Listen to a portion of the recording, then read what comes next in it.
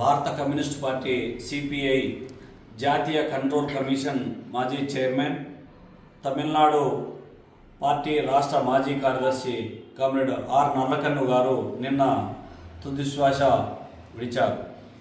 వారి మృతికి భారత కమ్యూనిస్ట్ పార్టీ కడప జిల్లా సమితి సిపిఐ పక్షాన సంతాపాన్ని, కుటుంబానికి సానుభూతిని తెలియజేస్తూ ఉన్నాం. ఈ సందర్భంగా నల్లకన్ను గారు తమిళనాడు రాష్ట్రంలో 1925 డిసెంబర్ 26వ తారీఖున జన్మించినటువంటి ఆయన ఈరోజు మన ముందు లేరు. ఆయన భారత కమ్యూనిస్ట్ పార్టీ చరిత్ర 100 సంవత్సరాలైతే ఆయన 100 సంవత్సరాలు జీవించారు.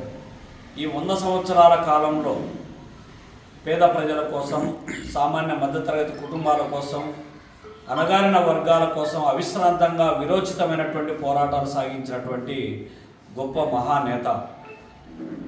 దేశ స్వాతంత్ర్యం కోసం దున్నేవాడికి భూమి అనేటువంటి నినాదంతో బ్యాంకుల జాతీయకరణ, రాజభరణాల రద్దు, వెట్టి చాకిరి విముక్తి లాంటి పోరాటాలలో క్రియాశీల పాత్ర పోషించి 10 సంవత్సరాల పాటు జైలు జీవితం గడిపినటువంటి ధీరోదాత్తుడు.